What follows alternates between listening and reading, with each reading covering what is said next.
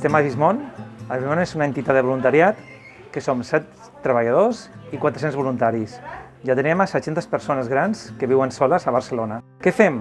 Els donem suport social i a més fem tallers aquí de memòria i de gimnàstica. Tot el que faci falta perquè les persones grans que viuen soles puguin continuar a casa i viure dignament.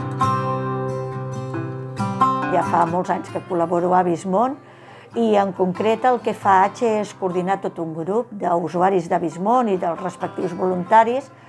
I l'altre dia em vaig trobar una de les senyores que truco habitualment, havia anat al metge i estava emocionadíssima perquè quan marxava, diu que el metge se l'havia mirat, va anar i li va encaixar la mà.